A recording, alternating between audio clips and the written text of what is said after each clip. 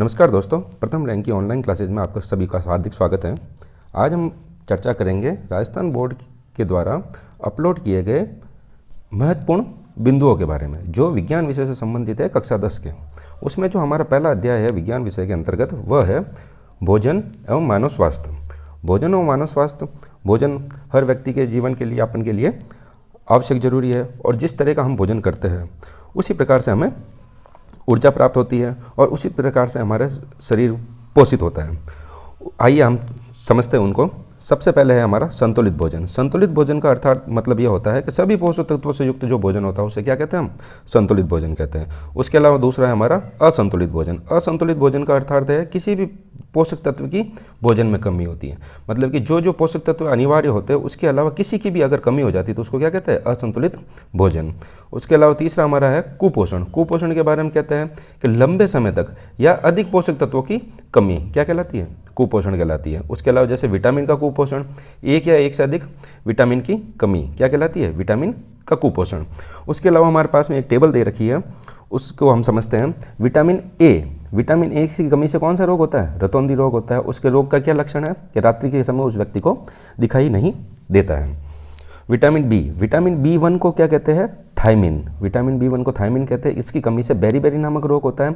इसके रोग के लक्षण क्या है कि हृदय की धड़कन का कम हो जाना, पेशियाँ होना, उसके अलावा तंत्रिकाओं का कमज़ोर हो जाना। विटामिन B1 की कमी के रोग के प्रमुख लक्षण हैं। उसके अलावा हमारा है विटामिन बी के अंदर B2 को कहते हैं राइबोफ्लेविन। राइबोफ्लेविन की कमी से जो रोग होता है वो राइबोफ्लेविनोसिस कहलाता है। इसके रोग के क्या प्रमुख लक्षण हैं, मुख्य किनारे व होठ की त्वचा का फटना। उसके अलावा हमारा है विटामिन B3। विटामिन B3 से प्लेगा नामक रोग होता है, जिससे क्या होता है, जीभ व त्वचा पर पपड़ियाँ बननी स्टार्ट हो जाती है। विटामिन सी से कौन सा रोग होता है, स्कर्वी रोग होता है, जिससे मसूड़ों से खून आना स्टार्ट हो जाता है। विटामिन डी से रिकेट्स, विटामिन डी की कमी से रिकेट्स नामक रोग होता है। इससे क्या होता है, पैरों की हड्डियाँ आपस में मुड़ जाती है और घुटने जो है पास में आ जाते हैं। यहाँ पर एक हमारे पास में एक ट्रिक दे रखी है, जिससे हम विटामिन की कमी से होने वाले प्रमुख रोगों के बारे में पढ़ सकते हैं। जैसे कि ए से कमी से होता है रतौंधी, बी की कमी से होता है बेरी, B2 की कमी से होता है राइबोफ्लेविनोसिस, B3 की कमी से होता है प्लेगा, सी की कमी से होता है स्कर्वी और डी की कमी से होता है रिकेट्स। इसकी जो शॉर्ट ट्रिक्स है वह है राता बेर खा के रानी पसरी। यहाँ पर सबका अलग अलग अर्थ है। राता का हो गया रतौंधी, बेर से हो गया बेरी, खा के एक साइलेंट हो गया। उसके अलावा रानी से हो गया राइबोफ्लेविनोसिस, और प से हो गया प्लेगा, स से हो गया स्कर्वी और री से हो गया रिकेट्स। उसके अलावा हम चर्चा करते हैं प्रोटीन के कुपोषण की कमी से कौन कौन से रोग होते हैं। ये एक महत्वपूर्ण टॉपिक है, इससे परीक्षा के अंदर सवाल बहुत जरूर बन सकता है। प्रोटीन की कमी से जो रोग होते हैं वो है क्वाशिकोर रोग। क्वाशिकोर रोग का मतलब ये है जैसे कि मोटापा हो जाना। जैसे कि इसके लक्षण क्या है, बच्चे का पेट फूलना, भूख का कम लगना, त्वचा का पीली होना, शुष्क काली धब्बेदार त्वचा होकर फटने लगती है। ये क्या है, क्वाशिकोर रोग के प्रमुख लक्षण है। इसके रोकथाम के लिए क्या क्या करना चाहिए, गर्भवती महिलाओं को संतुलित भोजन देना चाहिए, बच्चों को माँ का दूध देना चाहिए, बाद में प्रोटीन, वसा और ऊर्जायुक्त भोजन देना चाहिए। उसके अलावा उसके मरेस्मस का मतलब ये होता है कि प्रोटीन के साथ पर्याप्त ऊर्जा की कमी भी होना मरेस्मस रोग होता है। और मरेस्मस रोग के लक्षण क्या क्या है, आंखें कांतिहीन होना, शरीर सूखकर दुर्बल हो जाना, अत्यंत कमजोर हो जाना। उसके अलावा कुछ खनिजों के जो कुपोषण होते हैं, खनिजों के कुपोषण से हम समझते हैं सबसे पहले कैल्शियम की कमी से जो रोग होता है वह है जैसे हड्डियाँ व दांत का कमजोर हो जाना। उसके जो प्रमुख स्रोत है वह है दूध, अंडे, हरी सब्जियाँ इत्यादि। उसके अलावा हम देखते हैं लोह तत्व की कमी से जो रोग होता है उसको हम कहते हैं एनीमिया, वो जो रक्त की कमी से होता है। उसके प्रमुख जो स्रोत है वह है अंडे, मांस और बाजरा, उक्त इत्यादि। तीसरा हमारा पोषक तत्व है वो है आयोडीन की कमी से जो रोग होता है वह थायरोक्सिन हार्मोन के निर्माण से होता है। उसके अलावा इसके जो प्रमुख स्रोत है वो है हरे पत्तों वाली सब्जियां, जामुन, काला नमक इत्यादि। अब हम समझते हैं जो शरीर के भोजन के पश्चात जो महत्वपूर्ण भाग है वो है जल का पीएच कितना होता है, 7। ठीक है, जल के बारे में हम देखते हैं। जल की आवश्यकता व उसके उपयोग।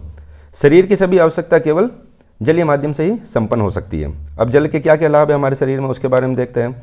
शरीर की सभी उपापचयी क्रिया इसके द्वारा होती है, मतलब कि जल हमारे शरीर के लिए एक महत्वपूर्ण भाग है। उसके अलावा दूसरा हम देखते हैं शरीर में स्थित जहरीले पदार्थ जल के साथ बाहर निकल जाते हैं। जितने भी टॉक्सिक एजेंट्स होते हैं वो जल के साथ में क्या हो जाते हैं, बाहर निकल जाते हैं। उसके अलावा शरीर चुस्त व ऊर्जावान रहता है, अर्थात व्यक्ति को नियमित रूप से जल का सेवन करना चाहिए। उसके अलावा शरीर में रोग प्रतिरोधक क्षमता बनी रहती है। शरीर में अनावश्यक चर्बी जमा नहीं हो पाती, मतलब कि जो व्यक्ति अधिक मोटे हैं उनको जल की अधिक मात्रा ग्रहण करनी चाहिए। इस प्रकार से जल से किसी प्रकार की एलर्जी नहीं होती है। फेफड़ों में अस्थमा व आंतों की बीमारियां नहीं होती हैं, पथरी होने का खतरा नहीं होता, सर्दी जुकाम नहीं होते हैं। इस प्रकार जल हमारे शरीर के लिए क्या है, महत्वपूर्ण तत्व है। उसके अलावा हम देखते हैं कि जो अगर हम दूषित जल पी लेते हैं तो दूषित जल से क्या हो सकता है, जैसे कि हैजा, पेचिस और जैसी बीमारियां हो सकती है। उसके अलावा वायरल संक्रमण के कारण पीलिया, हेपेटाइटिस इत्यादि बीमारियां हो सकती हैं। उसके अलावा बाला या नारू रोग हो सकता है, जैसे कि क्रमी ड्रैगन कुलस मेंडेसिस नामक रोग का रोगजनक है। अब हम देखते हैं जंक फूड खाने से क्या होता है। जंक फूड खाने से क्या होता है, जैसे कि मोटापा, मधुमेह, रक्तचाप। आजकल के बच्चे जो अधिक मात्रा के अंदर फास्ट फूड का सेवन करते हैं वो सारा क्या है, लगभग जंक फूड ही है। उसके अलावा रक्तचाप रक्त की वाहिनियों में जो रक्त हमारा बहता है और उसकी जो दीवारों पे जो दबाव डाल रहा है, जैसे कि ये सपोज करो ये हमारी एक वाहिनी है, इसके अंदर जो हमारा रक्त बह रहा है और ये जो इस दीवारों पर जो प्रेशर डालता है उसको हम क्या कहेंगे, रक्तचाप। सामान्य रक्तचाप जो होता है वो व्यक्ति का कितना होता है, 120 और 180, सिस्टोलिक और डायस्टोलिक, 120 और 180। उच्च रक्तचाप के बारे में हम देखते हैं कि जब रक्त वाहिनियों की दीवारों पर लगने वाला दाब अत्यधिक हो जाता है तो उसे हम क्या कहते हैं, उसे हम उक्त रक्तचाप कहते हैं। रक्त मापने वाला जो यंत्र होता है उसको क्या कहते हैं, रक्तचाप मापी। रक्तचाप के लक्षण क्या क्या होते हैं, इसके अधिक बढ़ जाने से हृदय रोग व दौरा पड़ने वाली स्थितियाँ उत्पन्न हो जाती है। इसके प्रमुख कारण क्या है, जैसे व्यक्ति अधिक चिंता कर रहा है, गुस्सा कर रहा है, किसी से घृणा कर रहा है और किसी पर शक कर रहा है, इससे क्या हो सकता है, रक्तचाप बढ़ सकता है। इसके अलावा भूख से ज़्यादा सेवन कर रहा है, भूख नहीं होने के बावजूद भी अत्यधिक मात्रा में भोजन कर रहा है। उसके अलावा जैसे अत्यधिक मात्रा में चीनी का सेवन, तेल मसाले, घी, तेल, अचार, मिठाइयाँ, मांस, चाय, सिगरेट, शराब आदि का सेवन करने से क्या होता है, रक्तचाप की बीमारी हो सकती है। और ऐसा व्यक्ति जो श्रमहीन जीवन यापन कर रहा है और व्यायाम नहीं कर पा रहा, उससे क्या हो सकता है, रक्तचाप से संबंधित बीमारी हो सकती है। अब इसके निवारण के लिए हमें क्या करना चाहिए, पोटेशियम युक्त भोजन करना चाहिए। यदि हमें उच्च रक्तचाप हो तो हमें क्या करना चाहिए, पोटेशियम युक्त भोजन करना चाहिए, और यदि हमें निम्न रक्तचाप हो तो हमें सोडियम युक्त भोजन करना चाहिए। उच्च रक्तचाप के बारे में दूसरा हम देखते हैं तो यहाँ पर ताज़ा फल, रेशे युक्त भोजन, सलाद इत्यादि होना चाहिए। अब ये ताज़ा फल और रेशे युक्त भोजन के अंतर्गत जैसे कि ड्राई फ्रूट्स का सेवन करना चाहिए, केले का सेवन करना चाहिए, पपीते का सेवन करना चाहिए। ये सारे के सारे क्या करते हैं, उच्च रक्तचाप को कम करते हैं। उसके अलावा भोजन में कैल्शियम और मैग्नीशियम की मात्रा संतुलित होनी चाहिए। डिब्बाबंद सामग्री का सेवन नहीं करना चाहिए। उसके अलावा धूम्रपान, मदिरापान इत्यादि से परहेज करना चाहिए। व्यक्ति को नियमित व्यायाम, सुबह जल्दी उठ कर घूमना चाहिए, योग करना चाहिए, ध्यान करना चाहिए, प्राणायाम करना चाहिए और ये प्रतिदिन करना चाहिए। इस प्रकार से क्या हो सकता है, उच्च रक्तचाप की बीमारी को रोका जा सकता है या कम किया जा सकता है। उसके अलावा नशीले पदार्थ जो है आजकल मार्केट में खूब सारे बिकते हैं, जैसे कि गुटखा। इसके प्रयोग से आर्थिक हानि के साथ साथ शारीरिक नुकसान भी होता है। पहले गुटखा खाने के लिए पैसे खर्च करो, उसके बाद में उससे जो शरीर खराब हुआ उसके लिए पैसे खर्च करो। उसके बाद में हम देखते हैं सबक्यूमस फाइब्रोसिस रोग, मतलब कि जबड़ा ठीक से नहीं खुल पाता। जो व्यक्ति अधिक मात्रा में गुटखा खाता है उसका जबड़ा ठीक से नहीं खुल पाता। उसके अलावा क्या हो सकता है, उसको कैंसर होने की संभावना तो होती ही है। अब तंबाकू जो है वो निकोटिना टोबेकम, इसका बॉटनिकल नेम है, मतलब वनस्पतिक नाम है, और ये किससे, सोलेनेसी कुल से बिलोंग करता है। और तंबाकू खाने से क्या क्या हानियाँ होती हैं, मुंह, जीभ व गले व फेफड़ों का कैंसर हो सकता है। उसके अलावा तंबाकू में उपस्थित निकोटीन से धमनियों की स्पंदन दर बढ़ जाती है। उसके अलावा गर्भवती महिलाओं द्वारा सेवन करने से भ्रूण विकास की गति धीमी हो जाती है। उसके अलावा सिगरेट के धुएं से रुधिर में ऑक्सीजन परिवहन की क्षमता कम हो जाती है। दूसरा है हमारा मदिरा में क्या होता है, एथिल अल्कोहल पाया जाता है। एथेनॉल मतलब जो मनुष्य शराब का सेवन करता है वो एथिल अल्कोहल का सेवन करता है। मेथिल अल्कोहल का सेवन करने से, जैसे आपने सुना होगा, शराब पीने से व्यक्ति की मृत्यु हो गई या आंखों की रोशनी चली गई, तो मेथिल अल्कोहल के सेवन करने से उसको आंखों की रोशनी वगैरह जा सकती है, और प्रोपेनॉल का सेवन करने से उसकी ऑन द स्पॉट मृत्यु हो सकती है। तो इसलिए मदिरा सेवन से व्यक्ति को बचना चाहिए। उसके अलावा कुप्रभाव की बात करें, अधिक मात्रा में उपस्थित अल्कोहल से यकृत जो हमारा लीवर है एसिड एल्डिहाइड में बदल देता है। एसिड एल्डिहाइड की वजह से क्या होता है, जो लीवर में सूजन हो जाती है, बिलिरुबिन और बिलिवर्डिन नामक जो हार्मोन्स होते हैं वो ज़्यादा बढ़ने लग जाते हैं। उसकी वजह से व्यक्ति को हेपेटाइटिस बी होने की संभावना रहती है। इसके अलावा हेपेटाइटिस सी होने की संभावना रहती है। उसके अलावा हम जॉइंटिस होने की संभावना रहती है। दूसरा हम देखते हैं शरीर का सामंजस्य व नियंत्रण कमज़ोर हो जाता है। उसके अलावा स्मरण शक्ति में कमी, व्यक्ति उसको किसी चीज़ को ढंग से याद नहीं कर पाता, याद कर लेता तो उसको ज़्यादा समय तक याद नहीं रख सकता। उसके अलावा तंत्रिका तंत्र पर बुरा प्रभाव पड़ता है। आर्थिक रूप से कमज़ोर और सामाजिक प्रतिष्ठा को ठेस पहुंचती है। व्यक्ति आर्थिक रूप से तो कमज़ोर होता ही है, क्योंकि शराब पीने के लिए उसको पैसे की आवश्यकता होगी और सामाजिक प्रतिष्ठा पे बहुत अधिक ठेस पहुंचती है। उसके अलावा है अफीम। अफीम जो है वो पेपावर सोमनीफेरम है। पेपावर सोमनी, इसके मुख्य रूप से मॉर्फिन, कोडीन, निकोटीन, सोमनीफेरस, पेपरिन आदि पाए जाते हैं, ये इनमें पाए जाते हैं। इसके अलावा जो है हीरोइन जैसे ये नशीले पदार्थ बनाए जाते हैं। इसका कुप्रभाव क्या है? प्रतिरोधक क्षमता तो कमज़ोर होती ही होती है, उसके अलावा कार्य करने की क्षमता भी कमज़ोर होती है। उसके अलावा अन्य नशीले पदार्थ की बात करें तो जैसे कोकीन, भांग, चरस, गांजा, हशीश। उसके अलावा लाइसर्जिक एसिड डाई इथिलामाइड है, ये एक विदेशी ड्रग्स है जो अफीम से ही मिलकर बनाया जाता है। उसके अलावा व्यसन की बारे में बात करें, नशीले पदार्थ पर शारीरिक व मानसिक निर्भरता का व्यसन कहलाता है। जैसे कि किसी चीज़ का हैबिचुअल हो जाना। उसके प्रभाव क्या क्या है? नशीले पदार्थों का भारी होना, आर्थिक हानि व शारीरिक हानि होना। उसके अलावा अपराध की प्रवृत्ति में बढ़ोतरी होना। अपराध की प्रवृत्ति में बढ़ोतरी कैसे होती है? जैसे कि व्यक्ति को किसी नशे की लत लग गई, उसके बाद अब उसको पैसे नहीं मिल रहा है तो वो क्या करेगा? कोई ना कोई जघन्य अपराध करेगा, कहीं से पैसे चोरी करेगा, उसके बाद वो नशा करेगा।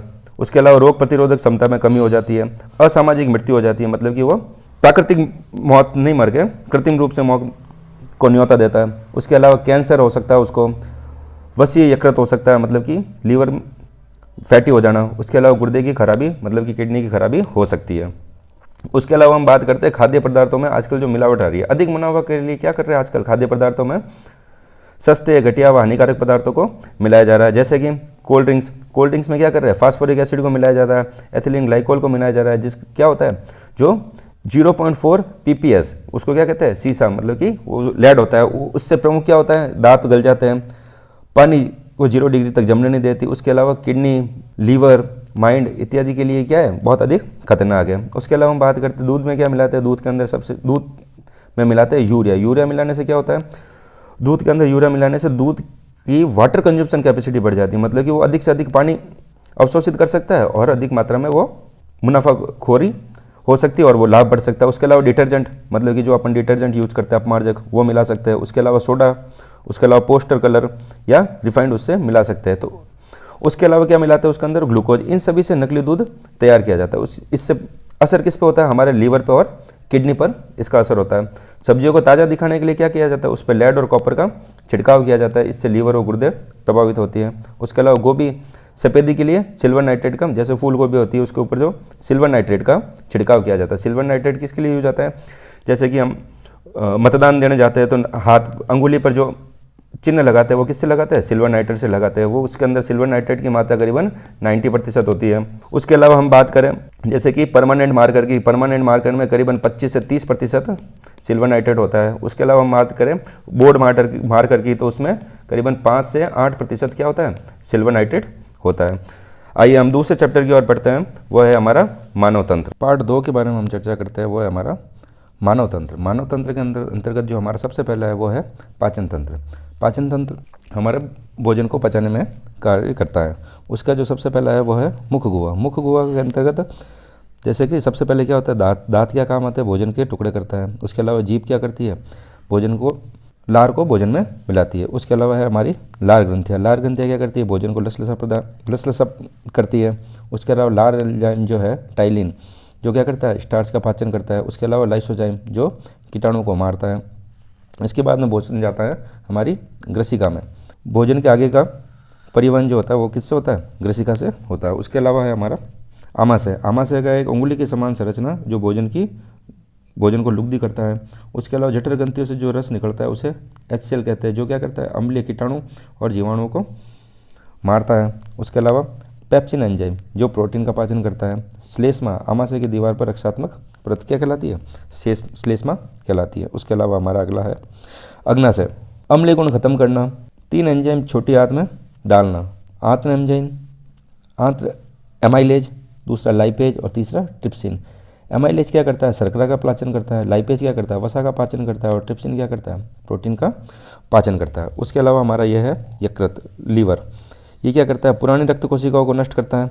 और नई पुरानी रक्त कोशिकाओं को नष्ट करता है। उसके अलावा जहर को नष्ट करता है और पित्तरस को छोटी आंत में डालता है जो शरीर की पाचन क्षारीय हो जाए। उसके अलावा है पित्ताशय जो क्या करता है, पित्तरस को इकट्ठा करके रखता है। अगला हमारा है छोटी आंत या शुद्रांत। पित्तरस से पाचन का माध्यम क्षारीय होता है। उसके अलावा अग्नाशय से प्राप्त तीनों एंजाइम एमाइलेज, लाइपेज, ट्रिप्सिन द्वारा भोजन का पूर्ण पाचन होता है। तीसरा हमारा है इसकी दीवारों में रक्त कोशिकाओं का जाल होने से पचे हुए भोजन का पूर्ण अवशोषण यहीं पर हो जाता है। अगला है हमारा बड़ी आंत या बृहदांत जो जल का अवशोषण करती है, आयनों का अवशोषण करती है और विटामिन का अवशोषण करती है। अगला है हमारा मलाशय जो मल को एकत्रित रखता है और गुदा मलाशय बाहर खुलता है। इसमें महत्वपूर्ण जो नोट है वो देखते हैं हम। मुख में भोजन का रूप बोलस और आमाशय में भोजन का रूप कायम कहलाता है। मुख में भोजन के रूप को क्या कहते हैं, बोलस, और आमाशय में भोजन के रूप को कायम कहते हैं। यकृत जो है वो सबसे बड़ी ग्रंथि है जो क्या करती है, पित्त का निर्माण करती है। अग्नाशय जो है वो एक मिश्रित ग्रंथि है। अब हम देखते हैं मानव पाचन तंत्र की संरचना। पाचन अंगों द्वारा स्त्रावित पाचन रस व उनके प्रमुख कार्य कौन कौन से हैं। अब सबसे पहले इसमें है पाचन रस को स्त्रावित करने वाला अंग या ग्रंथि। सबसे पहले है लाल ग्रंथि जो क्या करती है, कौन सा एंजाइम स्त्रावित करती है, टाइलिन या एमिलेज। उसका कार्य क्या है, पॉलीसेक्राइड अर्थात जैसे कि स्टार्च, ग्लाइकोजन को छोटे पॉलीसेक्राइड जैसे कि माल्टोज में बदलना। उसका कार्यस्थल का ये कहाँ पर कार्य होता है, ये कार्य मुख गुहा में होता है। दूसरा है आमाशय जो क्या करता है, जठर रस स्त्रावित करता है। इसमें तो कौन कौन से एंजाइम होते हैं, इसमें पेप्सिन व रेनिन। पेप्सिन का कार्य क्या करता है, प्रोटीन को पेप्टाइड में बदलता है और रेनिन का कैसिन को पैराकैसिन में बदलता है और कार्यस्थल क्या होता है इसका भी, आमाशय। अगला है अग्नाशय। अग्नाशय क्या कौन कौन सा एंजाइम स्त्रावित करता है, amylase, trypsin, chymotrypsin, lipase, nuclease. Amylase का क्या कार्य होता है, स्टार्च को माल्टोज में बदलता है। ट्रिप्सिन प्रोटीन को पेप्टाइड में बदलता है। क्राइमोट्रिप्सिन वसा को अम्लीय एसिड में बदलता है। लाइपेज डीएनए व आरएनए और न्यूक्लिएज न्यूक्लियोटाइड में बदलता है। ये कार्य क्या होता है, छोटी आंत में। उसके अलावा हमारा है आंतीय रस। आंतीय रस के अंदर कौन कौन से एंजाइम होते हैं, माल्टेज जो माल्टोज को ग्लूकोज में बदलता है। लैक्टेज लैक्टोज को ग्लूकोज में बदलता है। सुक्रेज जो सुक्रोज को ग्लूकोज में बदलता है। लाइप्लेज जो वसा को वसीय अम्लों में बदलता है। न्यूक्लिएज जो न्यूक्लिक अम्ल को न्यूक्लियोसाइड व शर्करा में बदलता है। डाईपेप्टाइडेज जो क्या करता है, डाईपेप्टाइड को एमिनो एसिड में बदलता है। और उसके अलावा है फॉस्फेटेज जो न्यूक्लियोटाइड व नाइट्रोजन क्षार को राइबोज में बदलता है। उसके अलावा है वो ये कार्य कर रहा होता है, छोटी आंत में होता है। अगला है हमारा यकृत। यकृत क्या कौन सा एंजाइम स्त्रावित करता है, पित्त लवण। इससे क्या होता है, वसा के वसीय लवण में बदलता है और ये कार्य क्या होता है, छोटी आंत में होता है। अब महत्वपूर्ण कुछ प्रश्न है इसके इसी अध्याय से रिलेटेड, वो है आमाशय की संरचना व उसके कार्य बताइए। आमाशय उदर गुहा में बाई और डायाफ्राम के पीछे स्थित होती है।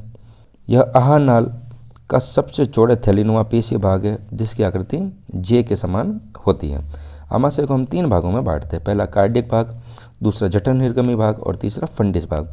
कार्डियक भाग क्या कहलाता है, आमाशय का अग्र भाग कार्डियक भाग कहलाता है, जिसमें क्या होता है, ग्रसिका व आमाशय के 3 एक कपाट पाया जाता है जिसे कार्डियक कपाट कहते हैं। आमाशय का सबसे अग्र भाग क्या होता है, कार्डियक भाग। दूसरा है जठर निर्गम भाग, आमाशय का पश्च भाग जो ग्रहणी में खुलता है क्या कहलाता है, जठर निर्गम भाग कहलाता है। तीसरा है फंडिस भाग, आमाशय का मध्य भाग फंडिस भाग कहलाता है। यह आमाशय के 80% भाग का निर्माण करता है और वास्तव में ये पाचन क्रिया होती है। आमाशय के प्रमुख कार्य क्या है उनको देखते हैं हम। आमाशय में भोजन का क्रमाकुचन तरंगों द्वारा पाचन किया जाता है जिसके कारण भोजन को लेई के रूप में बदल दिया जाता है जिसे काइम कहते हैं। आमाशय के अंदर भोजन को क्या कहते हैं, काइम कहा जाता है। आमाशय का दूसरा जो कार्य है वो हमारा है आमाशय में पाया जाने वाला HCl जो क्या क्या कार्य करता है। HCl का प्रमुख कार्य क्या होता है, भोजन में उपस्थित जितने भी हानिकारक जीवाणु हैं उनको नष्ट कर देता है। उसके अलावा निष्क्रिय एंजाइम पेप्सिनोजन को सक्रिय पेप्सिन में बदलता है। टाइलिन की क्रिया को बंद करना। और चौथा जो है मुख गुहा से आए भोजन के माध्यम को अम्लीय बनाना और जठर निर्गम कपाट को नियंत्रित करना, ये प्रमुख HCl के कार्य होते हैं। अब सवर्णी पेशियाँ क्या होती है, भोजन पाचित भोजन रस व अवशिष्ट की गति को नियंत्रित करती है, उन्हें क्या कहते हैं, स्वर्णी पेशियाँ। छोटी आंत, इस अंग द्वारा भोजन का सर्वाधिक पाचन व अवशोषण होता है। छोटी आंत भोजन का सर्वाधिक पाचन व अवशोषण करती है। उसके जो भाग है वो क्या है, ग्रहणी, भोजन के रासायनिक पाचन का कार्य करती है। अग्र सुगुत्रांत मध्य भाग में पचित आहार रस का अवशोषण करती है। शुद्रांक जो क्या करती है, पोषक तत्वों का अवशोषण करती है। उसके अलावा है हमारा बड़ी आंत। बड़ी आंत क्या करती है, जल व खनिज लवणों का अवशोषण करती है। इसमें 2 भाग होते हैं, सीकम व कॉलन। मनुष्य में कितने प्रकार के दांत पाए जाते हैं? मनुष्य में 4 प्रकार के दांत पाए जाते हैं। एक एक जबड़े में 16-16 दांत पाए जाते हैं। सबसे पहले है कृंतक। ये सबसे आगे के दांत होते हैं जो कुतरने या काटने के कार्य करते हैं। दूसरा है रंधक। ये दांत चीरने फाड़ने का कार्य करते हैं और जो प्रत्येक जबड़े में 2-2 होते हैं। मांसाहारी पशुओं में सबसे ज़्यादा विकसित होते हैं। तीसरा अग्रचवर्णक।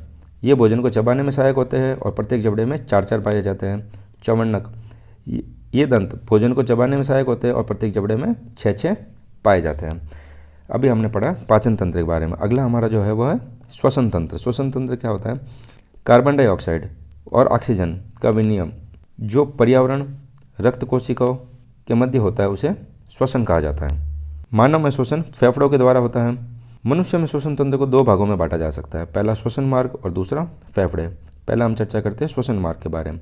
इस मार्ग से होकर वायु फेफड़ों में प्रवेश करती है तथा बाहर आती है। इस मार्ग के निम्न भाग हैं। सबसे पहले है नासाद्वार। मनुष्य में 1 जोड़ी नासाद्वार पाए जाते हैं। वायु शरीर में इसी के द्वारा जाती है। अब है नासापथ। प्रत्येक नासाद्वार अपनी और नासापथ में खुलता है। वायु में मिश्रित धूल के कण एवं जीवाणु श्लेष्मा में चिपककर इसी पथ के अग्रभाग में रह जाते हैं और स्वच्छ निष्पादित वायु फुफ्फुस तक पहुँचती है। ग्रसनी। नासापथ ग्रसनी में खुलता है, ग्रसनी कंठ में खुलती है। अगला है कंठ। इसे स्वर यंत्र भी कहते हैं। कंठ आगे श्वास नली में खुलते हैं। अब श्वास नली ये कंठ से प्रारंभ होकर गर्दन में होती हुई वक्ष गुहा तक स्थित होती है। अगला है हमारा श्वसनी। श्वास नली वक्ष गुहा में 2 भागों में बढ़ जाती है। इसे क्रमशः दायी व बाह्य श्वसनी कहते हैं। प्रत्येक श्वसनी फेफड़ों में प्रवेश करती है। अगला है हमारा फेफड़े। फेफड़ों में श्वसनी आगे कई शाखाओं में बढ़ जाती है जिसे श्वसनिकाएं कहते हैं।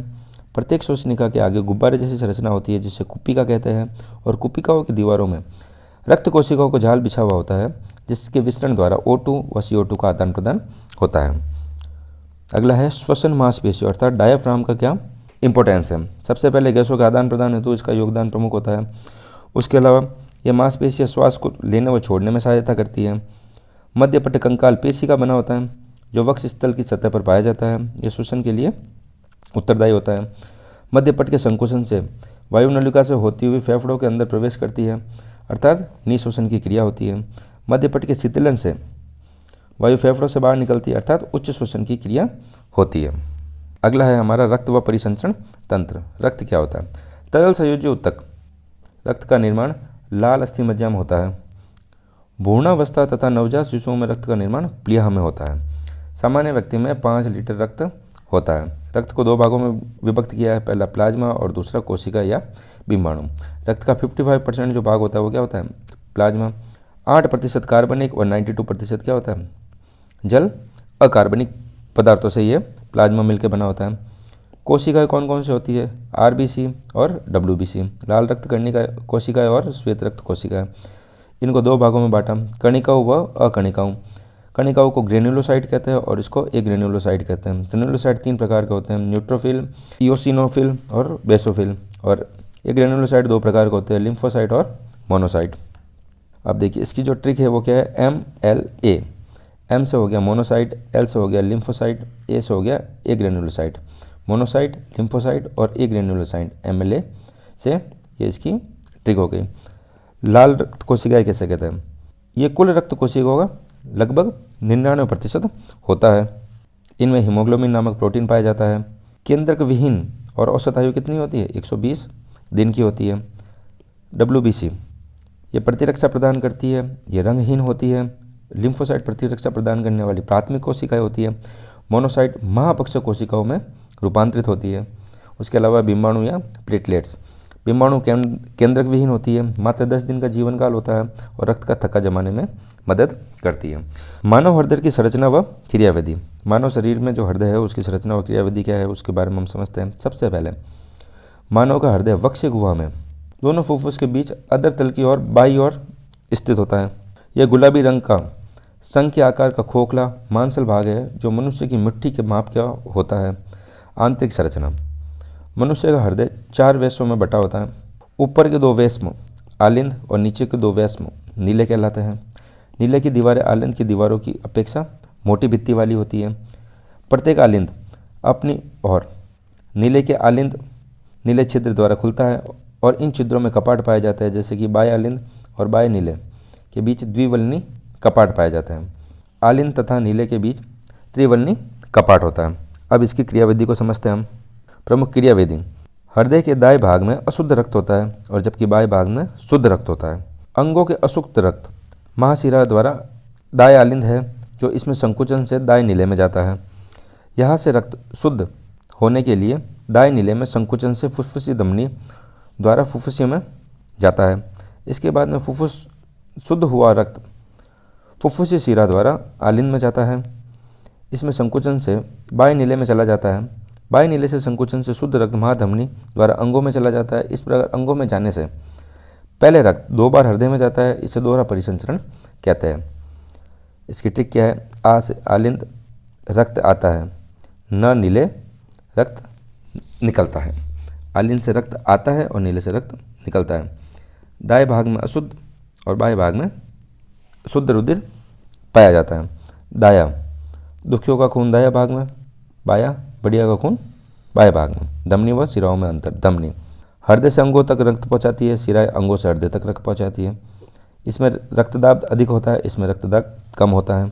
दीवारें मोटी व लचीली होती है, दीवारें कम मोटी व कम लचीली होती है। इसमें वाल्व्स नहीं पाए जाते, इसमें वाल्व पाए जाते हैं। धमनियाँ धक्का लेके जाती है। हृदय से शुद्ध रुधिर और शिराएं सरमा के ले जाती है, अर्थात शरीर के विभिन्न भागों से अशुद्ध रक्त हृदय तक ले जाती है। इसमें जो विशेष है वो क्या है? धमनी की दीवारें शिरा की अपेक्षा मोटी होती है क्योंकि धमनी में अधिक रक्तदाब होता है। अगला हमारा जो है वो है उत्सर्जन तंत्र। उत्सर्जन तंत्र के बारे में पढ़ते हैं हम। नाइट्रोजन अपशिष्ट 3 प्रकार के होते हैं: अमोनिया, यूरिया व यूरिक एसिड। अमोनिया क्या होता है? अमोनिया उत्सर्जन अमोनिया उत्सर्जन प्रक्रिया के द्वारा संपन्न किया जाता है। उदाहरण अनेक अस्थिल मछलियाँ या उभयचर। यूरिया क्या होता है? यूरिया उत्सर्जन स्तनधारी मछलियाँ, समुद्री मछलियाँ। उसके अलावा है यूरिक एसिड, पक्षियों, सरीसृपों, कीटों आदि में अमोनिया को यूरिक अम्ल में परिवर्तित कर यूरिक का निर्माण किया जाता है। मानव उत्सर्जन तंत्र की जो संरचना व क्रियाविधि है उसके बारे में देखते हैं हम। उपापचयी क्रियाओं के फलस्वरूप निर्मित नाइट्रोजन युक्त अपशिष्ट उत्पादों एवं अतिरिक्त लवणों को बाहर त्यागना उत्सर्जन कहलाता है। मानव शरीर में जो अपशिष्ट है उनको बाहर त्यागना क्या कहलाता है? उत्सर्जन कहलाता है। उत्सर्जन अंगों को सामूहिक रूप से उत्सर्जन तंत्र कहते हैं। जितने भी उत्सर्जन अंग होते हैं उनको सामूहिक रूप से उत्सर्जन तंत्र। उत्सर्जन अंग कौन कौन से होते हैं? वक, मूत्रवाहिनियाँ, मूत्राशय और मूत्रमार्ग। वक के बारे में हम देखते हैं। मनुष्य में 1 जोड़ी वक पाए जाते हैं और दोनों वकों उदर में कशेरुक दंड के दोनों ओर स्थित होते हैं। मूत्रवाहिनियाँ ये वक से निकलकर मूत्राशय तक जाती है। इसकी भित्ति में क्रमाकुंचन पाया जाता है जिसके फलस्वरूप मूत्र आगे की ओर बढ़ता है। तीसरा हमारा है वो मूत्राशय। यह उदर के पिछले भाग में स्थित होता है। मूत्राशय में मूत्रवाहिनी आकर खुलती है, इससे मूत्र को संग्रहित कर लिया जाता है। मूत्रमार्ग मूत्राशय का मूत्र पश्च भाग सकरा हो और एक पतली नलिका में परिवर्तित हो जाता है जिसे मूत्रमार्ग कहते हैं। वक्राणु या नेफ्रॉन, इसका जो पहला भाग है वो है बोमेन संपुट। प्रत्येक वक्राणु का अग्रशिला प्याले के समान होता है जिसे बोमेन संपुट कहा जाता है। इसमें रक्त कोशिकाओं को गुच्छे समान संरचना होती है जिसे कोशिका गुच्छ या ग्लोमेरुलस कहते हैं, जिससे उत्सर्जित पदार्थ छन कर बोमेन संपुट में आ जाता है। अगला है हमारा वक्र नलिका। बोमेन संपुट के नीचे की ओर निकली हुई नलिका होती है जिसका दूसरा हिस्सा संग्रह नलिका से जुड़ा होता है। मध्य भाग में हैंडले का लूप होता है और ये पुनः अवशोषण की क्रिया संपन्न होती है। यह हमारे नेफ्रॉन का एक सरल चित्र है जिसके अंदर कौन कौन से भाग होते हैं? ग्लोमेरुलस, और ये हमारा प्यालेनुमा संरचना जो भी बोमेन संपुट, ये इसके पास में समीपस्थ नलिका, इसके पास में दूरस्थ नलिका, ये कौन सी है? संग्रह नलिका। मूत्र निर्माण 3 चरणों में संपादित होती है: निस्पंदन, पुनः अवशोषण व स्त्रवण। रक्त वक धमनी द्वारा लाया जाता है। इसमें अवशिष्ट पदार्थ होते हैं जिससे अभिवाही धमनी द्वारा बोमेन संपुट में लाया जाता है और यह रक्त का निस्पंदन का कार्य पूर्ण किया जाता है। यहाँ पर ग्लूकोज, लवण, एमिनो एसिड आदि निष्पादित होकर बोमेन संपुट में एकत्रित हो जाते हैं। यह निष्पादन फिर वक्र तालिका में से गुजरता है, वक्र नलिका से होकर गुजरता है। वक्र नलिकाओं में कोशिकाओं में निष्पंदन में से ग्लूकोज, लवण, एमिनो एसिड तथा अन्य सहयोगी पदार्थों को पुनः अवशोषित कर लेती है। शेष अवशिष्ट पदार्थ नलिकाओं के द्वारा संग्रह नलिकाओं में ले जाता है, जिन्हें मूत्र कहते हैं, जिसे मूत्र द्वारा मूत्राशय में ले जाया जाता है। मूत्राशय वह अंग है जहाँ मूत्र जमा किया जाता है। पर्याप्त मूत्र के जमा होने के बाद में केंद्रीय तंत्रिका तंत्र के ऐच्छिक संदेश के द्वारा पेशियों के संकुचन व शिथिलन के द्वारा मूत्र मार्ग द्वारा उसका उत्सर्जन कर दिया जाता है। उत्सर्जन में प्रयुक्त तंत्र, अन्य तंत्र कौन कौन से हैं? फेफड़े, उसके अलावा त्वचा, फेफड़े जो CO2 को निकालते हैं, त्वचा, नमक, यूरिया, लैक्टिक अम्ल के रिसने के साथ उत्सर्जन होता है। यकृत में क्या होता है?